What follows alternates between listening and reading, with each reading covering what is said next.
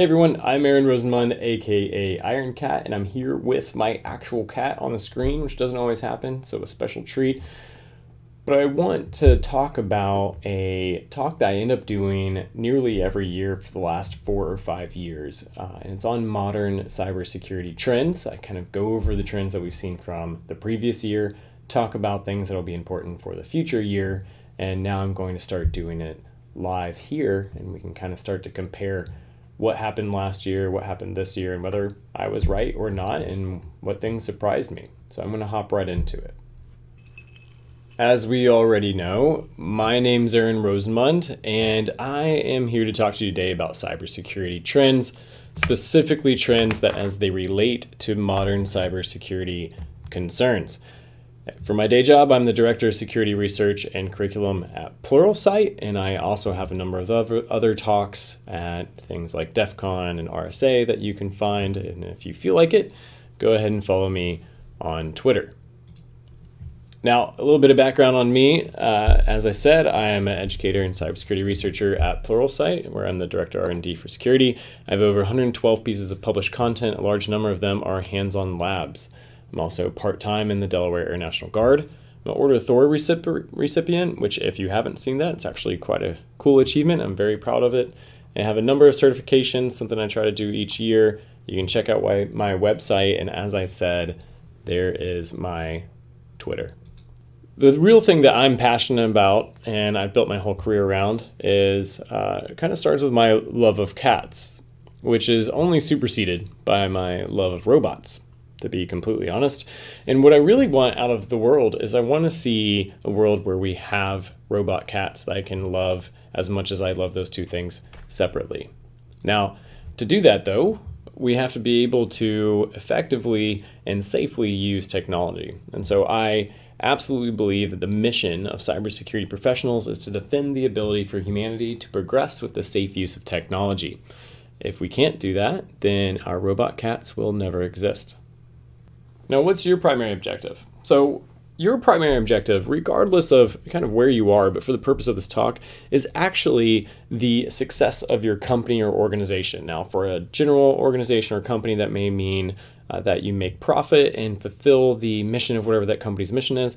And for a governmental or military organization, that may mean the ability to execute your mission. But either way, you don't go to work and get paid for no reason. In general, you're all there to support the success of your company. But to do that, one thing we have to realize is that every company is a technology company. You don't have to believe me. There are a number of people, likely even in your own business or enterprise, that you can find quotes from that believe this, but there's also really smart people like Mark Cuban, the CEO and founder of Jeff Bezos, and CEO of Microsoft. Now, they all have semi-vested interests in this being true, but it also is absolutely true. It doesn't matter whether you sell shoes or if you own a dairy farm. Some aspect of what you do now depends on you, depending on technology, and if you don't, you will be left behind and likely won't be in business in the future. Now, everything and all of your companies have a mission, right? There's a mission statement. And this mission statement we're going to use for this general talk is that everything is achievable through technology. Better living, robust health, and for the first time in human history, the possibility of world peace, which of course is the Stark Enterprises mission statement, as said by Howard Stark. Now, the problem is, in our whole problem set here, is that attackers' mission statement is very simple, but quite literally the opposite of whatever your mission statement is. It's their job is to make money, cause mayhem, and intimidate. And they've been really good at that. So if we look at the past year, it's been a great year for hackers. I get to say that every single year, but we're now in 2023. If we look at 2022, we see things like SolarWinds continue, which I always think is very important because not only did 30,000 organizations get compromised, but they're continuing to be compromised 2 years later. We're still finding places where that threat actor is still embedded, with the source being the initial SolarWinds compromise. And it says a lot about where we are, that even after we've identified what the issue is, we still haven't been able to effectively get rid of those threat actors in all situations. It's very difficult to do. Now, go to June, we're looking at log4j. Yes, again, so kind of a theme here. We have two things that were highly influential. We have two things that were highly effective at causing issues in our cybersecurity posture, and log4j is still being used rampantly in June, very detected as at an APT level threat being leveraged to get access to systems. Now, fast forward to September, we had the Uber bypass, which was actually social engineering of MFA to gain the initial access to that and done by an individual. So a little bit of a different vector there. But as we see CVEs go lower, right? It's like as we see interest rates go lower, more people get mortgages. As we see there be less and less critical CVEs, we're going to see a rise in the number of incidents that are caused by social engineering. That's because when there's less vulnerabilities for CVEs, now people are the main threat vector. So there will always be a vector for cyber attacks. Now next we're looking at Lockbit 3.0.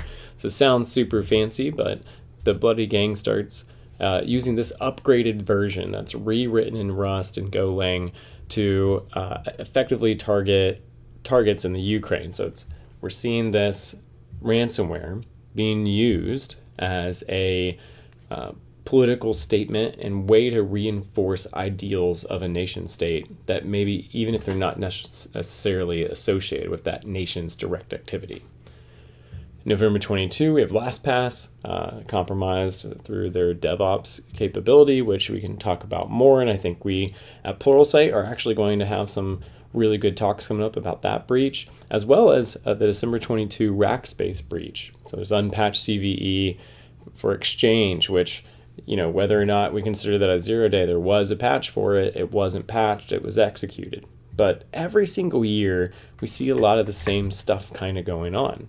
There's vulnerabilities that we all know about. Guess what? They get exploited, and then the threat actors are very effective at being able to continually move within that environment and have the effect that they want.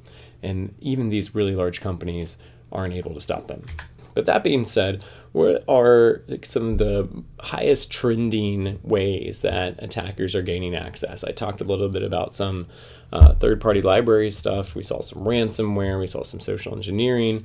But there is this section of stuff that's just not going to go away. So we'll talk about that and then we'll get to trends. But we still see lots and lots of just misconfiguration. We're talking about a checkbox that isn't checked that now cost a couple $100 million. That's what we see quite often. There was a slew of that happening when we had S3 buckets that weren't properly protected. There's now default protections, but there's always going to be a version of that where something should be checked or something should be configured in a way that it's not, and now it's vulnerable. So it's not necessarily a vulnerability in the system, just a misconfiguration. Stolen credentials. So this is credentials that have been stolen through any number of means that are now existing in really large databases that can be used, reused, used for creating intelligent lists of guests, whatever number combination it is that you add to your password after the fact, and using valid credentials to gain access to current systems. And of course, phishing. Not everyone's going to click, but not everyone has to. You just need one set of access into an environment, and then you can then spread through different means. So phishing is something that's absolutely not going away anytime soon.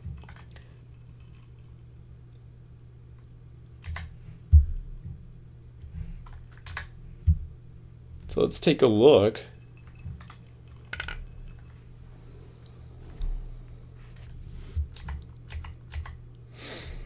Phishing is just simply not something that's going away anytime soon. And between stolen credentials and ways to steal those credentials, and specifically phishing, it's just too easy to do. So let me give you an example. We're actually going to hop inside the Pluralsight lab environment here, and I'm going to give you an example of how easy it is for attackers to spin things up that can trick you into giving credentials, and this is stuff that we still see today. And if you want to go practice with that to get an idea, this lab's also available to you on the Pluralsight platform. So here we are in the Pluralsight lab environment. I'm going to join you on screen a little bit and we'll talk about it.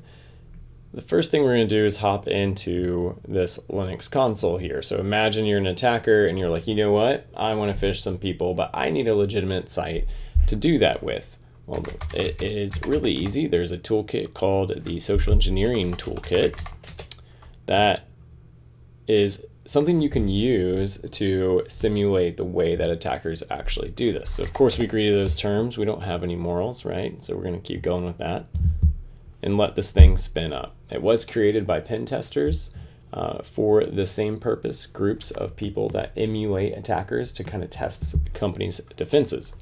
So here we are, we're going to use social engineering attacks. We get a nice little menu, so it's not too complicated to use at all. So that's what we chose there. We get some timey-wimey references for the Time Lord from our favorite show, Doctor Who.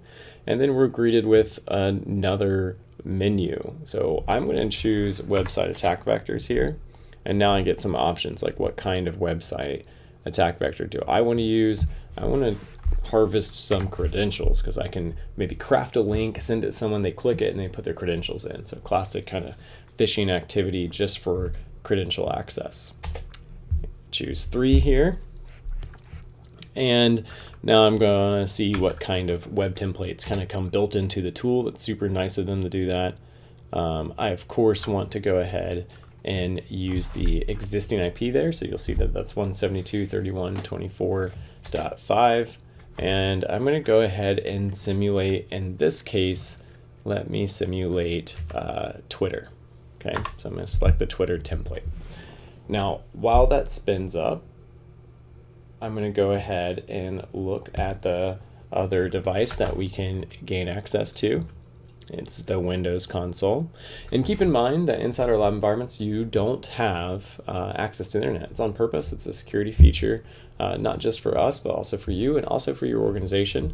So when websites load, they don't always load everything locally. They pull from resources outside of themselves. So if we then kind of gain access to this website that's local, it may not load all the pictures, but kind of use your imagination a little bit and you'll see that it will look exactly the same if you did this with internet access as a Twitter portal, which is kind of interesting. What do I mean by that? Well, I mean, if I had sent you a link that had this as an address, 5, it's on port 80, then it's going to go browse to it. See at the top, it says sign in to Twitter. It's taken a second now to realize that it can't actually access those resources that it needs to access. And we do see the hit here. So we do see the GET request, or that's me accessing this as a web server, right? And then it's going to send back the loading stuff. So we don't see everything we expect to see, but this, again, if this was connected to the internet, we'd see the pictures. And then I can put in my super real login information, right? I'm going to sign in. What they'll generally do from here is redirect you to actual Twitter or just keep you locked in the session because it can't redirect you. But see how it's trying to go to twitter.com down there. So you'll put in your stuff, it'll redirect you to actual Twitter. You'll be like, why do I have to log in again? Whatever, log in again. But in the meantime, I now have your password information. So there I am, IronCat, with my password, meow meow, which is obviously the password I use for everything. This is how easy it is to kind of simulate what attackers do. And there's tools like this and tools that are even easier to this, where they can just follow a checklist and create something that looks realistic to trick you into giving them their credentials. And so there's labs like this and others that just kind of give you the idea of what that looks like, and that knowledge gives you the power to kind of understand, like, oh wait, there's key indicators here that let me know that maybe I shouldn't give my password out, or if I did, I need to let someone know that I did that now that I understand how this attack vector works. So let's hop back in to the presentation. Right. So now we have a better understanding of that. We're going to keep going. That is pretty much what we consider all of the existing vectors that are not really going anywhere. They're the oldie but goodies, but you didn't come here for that. You came here for cybersecurity trends. So what exactly do I see coming next? That's what we're talking about. Well, something that's not going to go away. Ransomware is going to increase. It's going to keep going because it's a very profitable method to turn cybercrime, to turn malware into money for criminals. So it's not going to away anytime soon. It continues to be extremely effective. And I do want to just make one note that when ransomware, because it is so prevalent, is used in a way that doesn't allow the user to unlock the ransom, it now becomes destructive malware, and that can be used to have destructive effects as well, while causing confusion about whether or not they can pay. Now, let's talk about what that looks like. So we realize with the kind of pink line as our boundary, an attacker is going to have access into a server. They then have to have access back out, so doing what we call a reverse shell back out to a malicious server. So, lots of points to be detected here. And then they're going to go snoop around for a little bit inside your environment to find the data that you care about the most. And once they do that, they're then going to discover other locations, spread out, and get as much as they possibly can, and then execute a deletion of all of your backups, as well as executing that ransom after they've stolen your data. So this is what happens pretty commonly, and kind of the whole cycle of how ransomware works. Now, what's interesting is, though this is a really common trend, it continues to increase, there are a number of places that with the proper cyber defenses, this could be caught or stopped in its tracks or detected very early to mitigate the effect. So that's something I want to keep in mind going forward. And as an example, if we look at DarkSide, it's still a really good example to use because this is the group that used their ransomware to attack the Colonial Pipeline. And they had Tor browser used for C2 communications and .icu domains. So like really weird stuff going out over the network.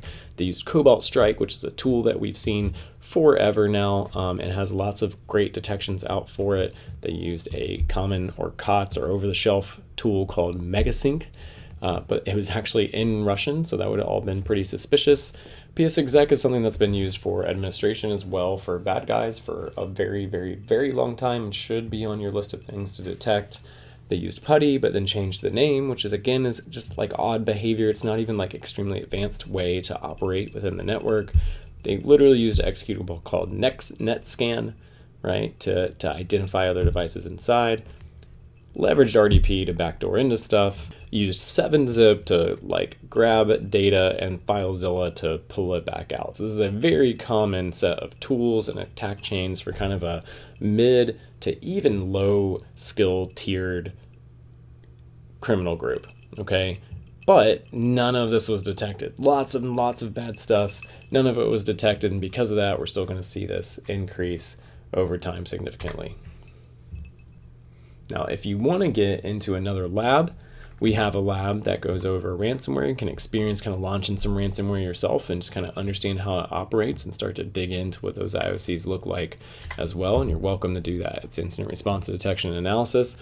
Goes along with a great course and a great path that we have on incident response, and is a lot of fun even for people who aren't necessarily 100% technical as well. Now, speaking of that and what the overall cost of that was, the Colonial Pipeline incident cost, in general, after everything said and done, about $8.2 million in operating cost. That is extremely significant, not to mention the 4.4 that was paid in ransom. And yes, they got some back, but that is not the everyday case.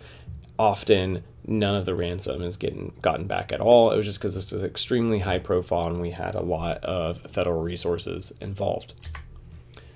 But it was likely the largest attack on critical infrastructure in history. And I think what's interesting about this quote that's said about this all the time is that it wasn't even an actual attack on operational technology. It wasn't an attack on critical infrastructure. It was an attack on the IT systems that happened to run a company that had a critical infrastructure component.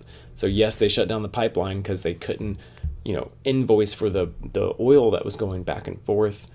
But this was not a purposeful attack on the pipeline technology itself. but it was still the largest attack on critical infrastructure in history. I think that says something, that if we start getting attackers who do want to focus more on critical infrastructure, this is just going to be more and more impactful in the future. And again, I think that's actually something we're going to see as time goes on, because ransomware on ICS and SCADA is what we're going to see next. And it's already starting, right? Pipedream was malware that you can use. It's a modular malware that can be loaded onto ICS systems and used to have effects on those PLCs and HMI devices. And the truth is that you can encrypt kind of anything. And there's groups that have already said that they've done that. And when you can encrypt systems that control physical effects in the physical world, you're likely to be able to extract even more money as long as you can decrypt it and give it back. And so this is where we see stuff going forward. I think we have a high likelihood to have an extremely large critical infrastructure event in the future. Now, that aside, we have created an environment where new attack vectors can grow just with a combination of things that have happened. So with COVID, we sent everybody home, and we got this new phrase called leveraging unsecured personal device cohabitation. I didn't know it existed, the UPDCH, but I just wanted to share it with you because I learned it for this talk as well. And really what we're talking about here is that COVID sent everybody home. And so it expanded your boundary, or expanded the amount of attack surface that you have outside of any perimeter. And whether it would have been a cloud-based kind of authentication perimeter, that still is being expanded out to the homes at which people work, not just the places they used to work. And now you have a corporate device cohabitating with a TV on a Wi-Fi network that can be a threat vector to access your corporate systems that then allow for access into your corporate organization networks. And that is the concern here, and that's kind of what that word talks about. And there's some stuff you can do.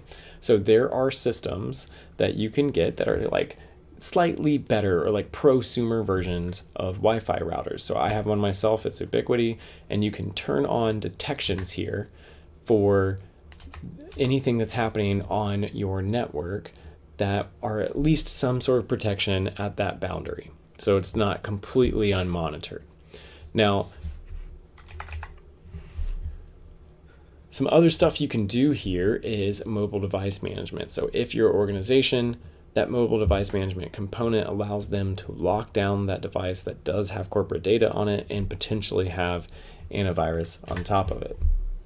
Now, one of those things with all your devices is to only install from trusted sources. It's really easy when you're comfortable in your own home to kind of think, oh, well, I can install different stuff on my phone or whatever it may be, and those things are notoriously not safe. So stuff that's not directly from the Play Store, stuff that's not directly from the Apple Store, those packages nearly 100% of the time include some sort of spyware, malware, or adware.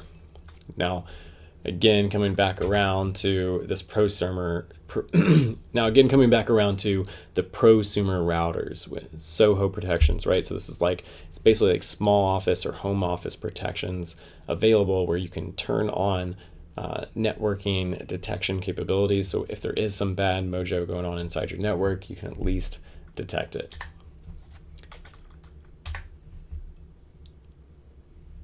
Now,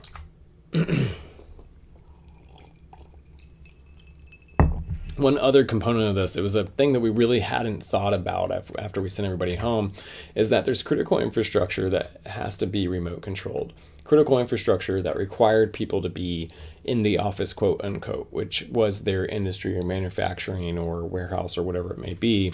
We have those workers who were managing that stuff, and now they have to go home too. And so now workers who manage ICS and SCADA equipment, they had solutions installed that allowed them to access their job from home as well, or at least remotely monitor, so they're not in there all the time. What that now provides an opportunity for is for the attacker to kind of get in the middle of understanding those systems and inject attacks accordingly. A lot of times those systems aren't protected as well. A lot of times because maybe they're dispersed throughout a large area, they're not directly connected to Wi-Fi. They may be 5G devices that allow them to get back out to the internet and be monitored directly. And that stuff is what's really scary and kind of allowing these new attack vectors to grow because of the proliferation of how we've opened up this boundary from some external motivations such as COVID and such as at-home work and that kind of thing. And when we talk about enterprise OT and ICS attacks, this is what the enterprise MITRE attack matrix currently looks like, right? You can't see it. The point is that it's very expansive. We have techniques that cover the full range of attacks that happen for normal IT systems that we understand. There's defenses associated with each one of these. But one of the big things that I think is interesting is that if you then look at what we have for ICS attacks, this is the MITRE ICS matrix. It's much smaller. Now, my analysis of this is not just that we expect to see with this additional attack surface that's opened up on OT devices to the internet that we didn't expect before. It's not just that I expect there to be more ransomware, because we do have groups who say that they can do that and you're more likely to pay ransom. They're going to have higher efficacy of results if they can encrypt OT systems. But also we see a very much less mature cybersecurity understanding of the OT environment. Because those PLCs, those HMIs, a number of systems that I've worked on in critical infrastructure really are all still very susceptible to the exact same attacks, the exact same attack chains that we see in other IT systems.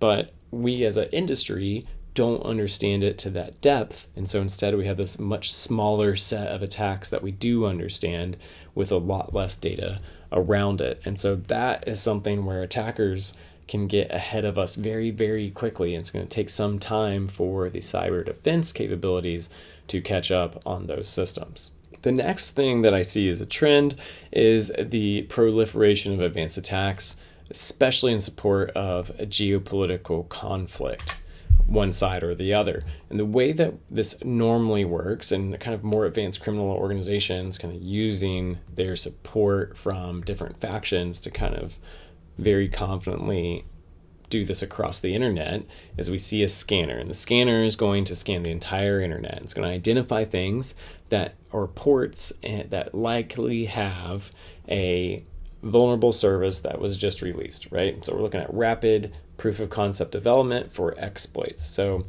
Microsoft says they have a SSRF, for example, in Exchange. As soon as that comes out, the time from which it's publicly released to the time at which there is code that can be used to actually exploit it is getting smaller and smaller and smaller. And when we have factions that are supported by nation states that now have funding and investment and maybe are being funded very well from ransomware potentially in OT environments, they're able to invest in this rapid cycle where they have scanner networks that identify the services that are vulnerable, right? And then they have that goes into a giant list, and that goes into crawlers that identify the very specific application on that service or port.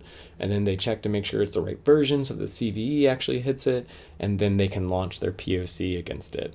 And it's very, very quick. And the biggest thing about this that's important is because of this infrastructure that's built, it is constant. It is continuous across the entire internet. There's no security through obscurity. If you have a service exposed to the internet, it is being checked to see if they can get in, and you are being put on a list somewhere for future exploitation.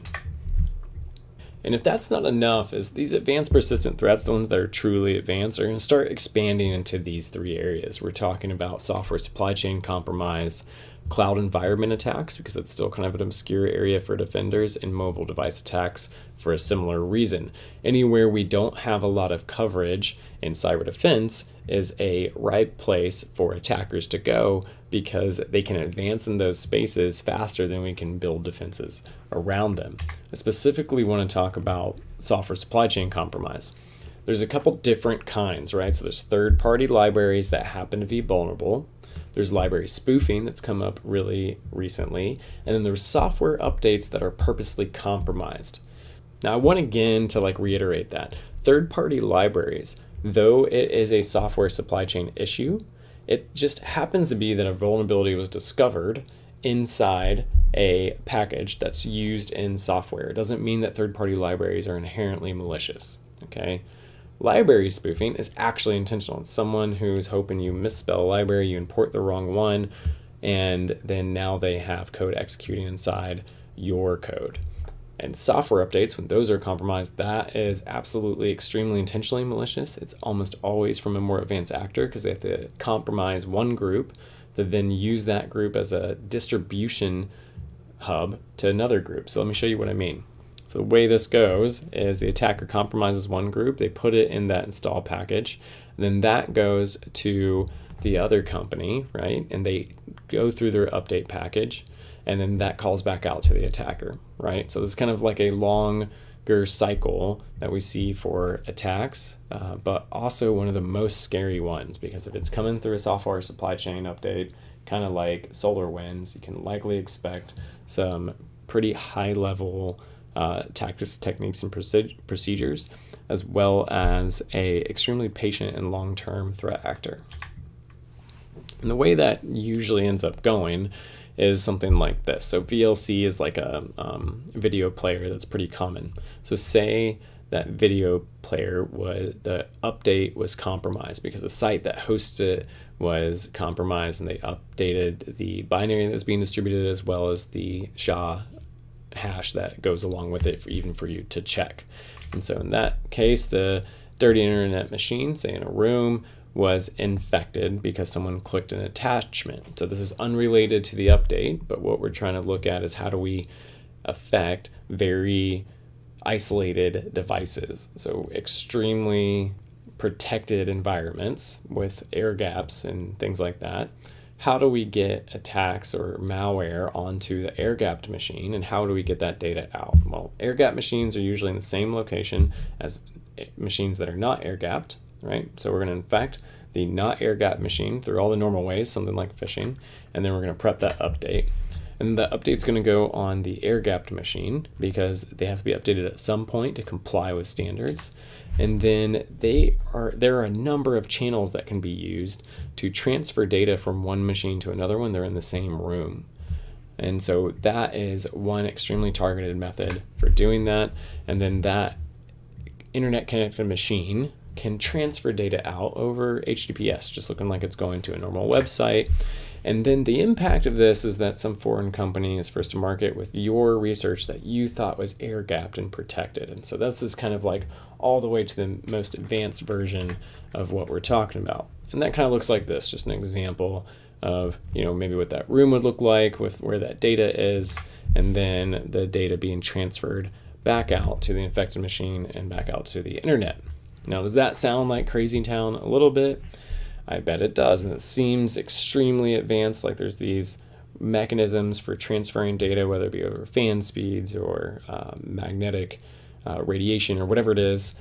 Well, if that does, in 2019, I did a proof of concept and did this on stage at RSA where we used fan speeds at 30 feet to transmit binary data using this exact kind of attack chain scenario. And it successfully did that and translated the data back from the audio waves into the letters that were originally being transmitted in the first place. So this is actually a viable attack path. And so if I can do it in the time that took me to prep that for RSA, then there's other organizations that are absolutely looking into these kinds of attack vectors. Now, if you want to look into something for third-party software, we do actually have a lab on Log4j as well. So Log4j was one of the more impactful ones that happened. That is not the supply chain update scenario that I just went through. It instead is the vulnerable third-party library. We talk about how to check and see if you're vulnerable and how to protect against that vulnerability as well as detect it. Now, the biggest thing with this that we see is whether it be an advanced attack, software supply chain, or if it's going to be operational technology, which ends up kind of being all of our critical infrastructure that's being attacked. Companies that never decided they wanted to be cybersecurity companies are caught in the crossfire, right? And we have nation states or well-funded criminals that are doing things that is really indiscriminate in its targeting. So whether it be a POC that's developed and the whole internet scanned, then you're getting on a list because you happen to be attached to the whole internet and you happen to have a vulnerable service, or if it is the software supply chain issue or update issue, where if you're doing something like SolarWinds, right, you compromise a SolarWinds update, it gets distributed to everybody who installed SolarWinds. And maybe the group that did that was after just a few organizations, but organizations who weren't even the intended target are still impacted and still have monetary impact from that.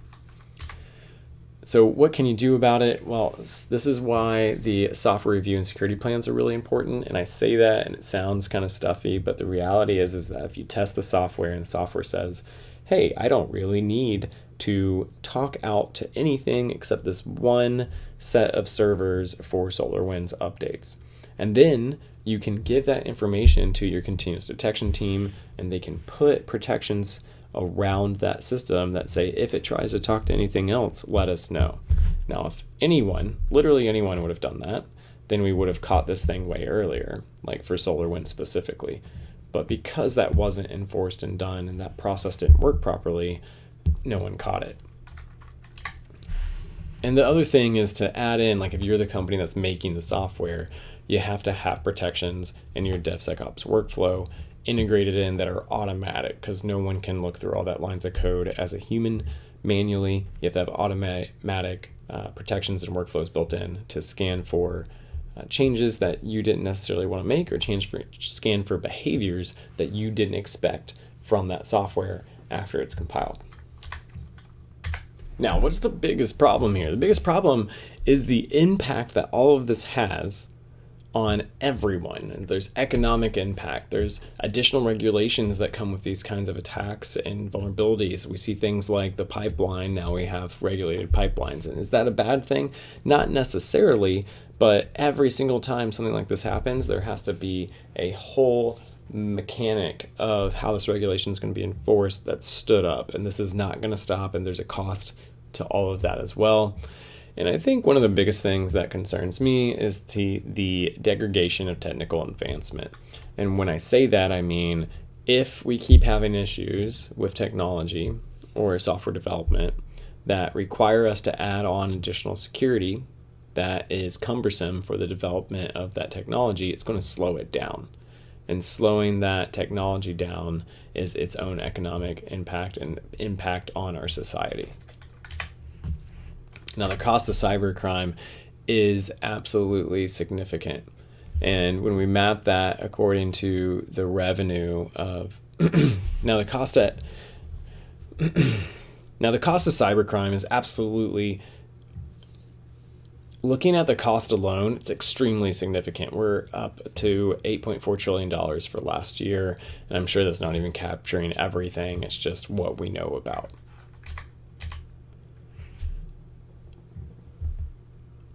And when we have impact to financial institutions, this can cause distrust in the financial system, which has its own economic impact and blowback as well, because money is extremely personal. So if you understand that critical infrastructure is also our financial systems, then it's not just things like manufacturing that are going to be hit. It's also going to be things like banks, which thankfully banks have, generally speaking, very mature security organizations. But this is why they have to, because that can in itself cause significant economic downturn.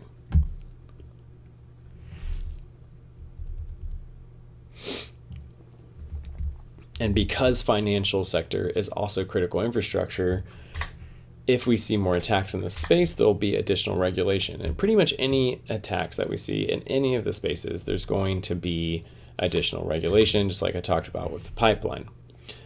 Now, one of the problems that we see moving forward is that the threat surface is definitely transcending the normal boundaries, right? Like there's client applications, there's business information. Depending on what you do as an organization, your threat surface is massive, and your responsibility for what is or is not secured and what is or is not monitored is equally as massive. And so that's something that has to be considered as you develop products, as you develop business processes, is where is the data being stored and who has the responsibility to protect that data. When we talk about political impacts, I really like to kind of discuss how cyber attacks in general and the way that cyberspace is being used politically is not just about attacks that are used to kind of undermine people's trust in a system or cause damage or cause economic impact. This is also a warfare mechanism for societal manipulation. So I have here a picture of the unspoken war, and the unspoken war in this context you would think would mean about cybersecurity. However, the cyber war is not what this picture is actually about. This is actually about phishing in the Philippines. And this is exactly what I talk about when I think of societal manipulation as a cyber effect, as countries understand that they can use things like Facebook and other social media environments to manipulate large masses of people. So I just want you to check the information and realize that you're a participant, whether you want to be or not, in this posturing and effects being leveraged by different countries.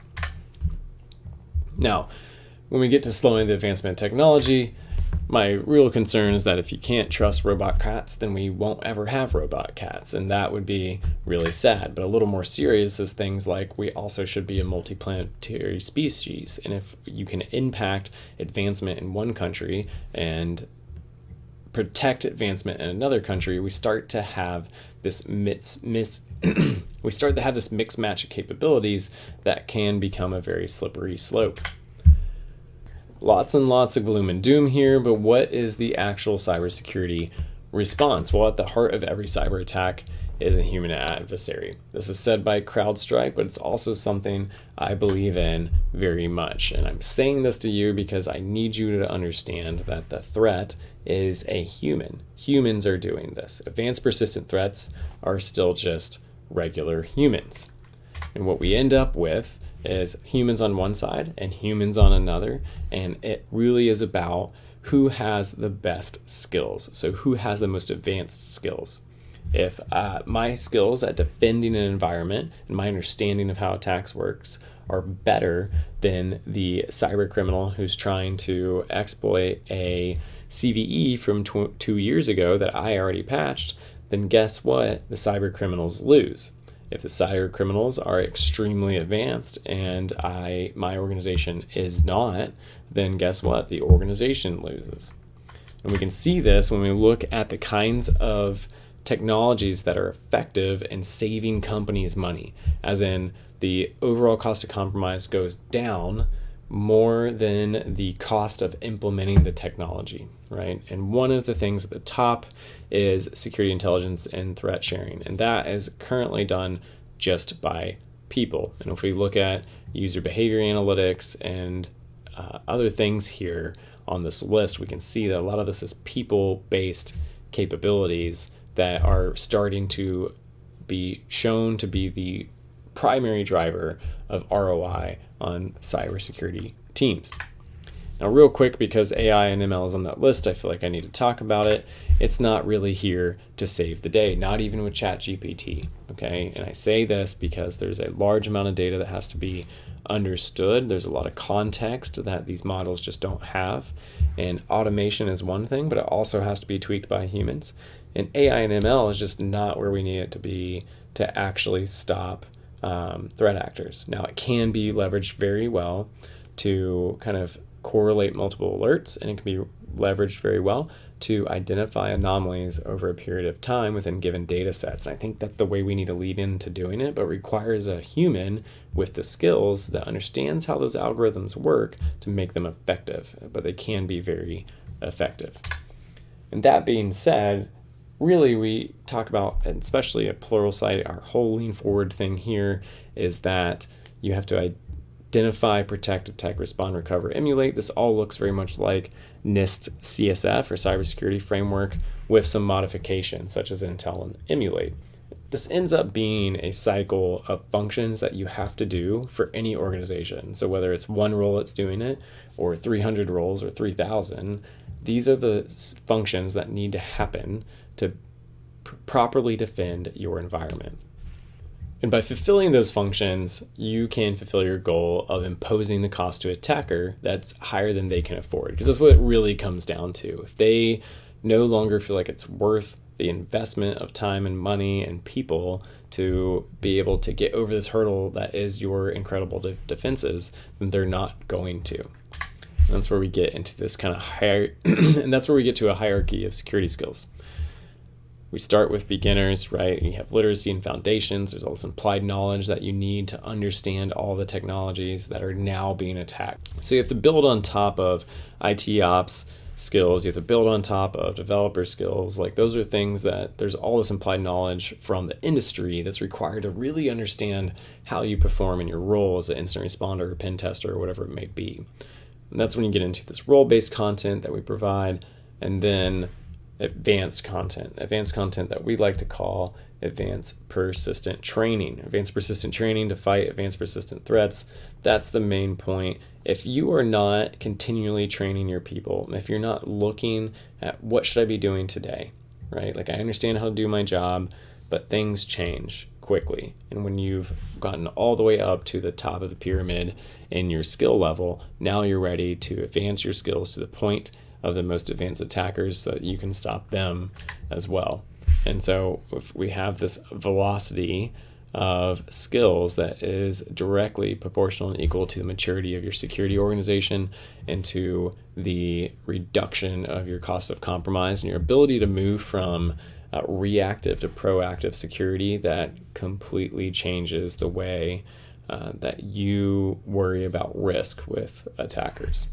Now, I do work at Pluralsight, so I do want to just bring up the multitude of paths that we have for this kind of content. There's a lot of it here, and I'll put these in the notes for this YouTube as well, but feel free to reach out to me, and thank you so much. I look forward to kind of doing this again, hopefully in a little bit more exciting manner, and seeing how those predictions turned out and then comparing that to what I expect to see for trends for next year.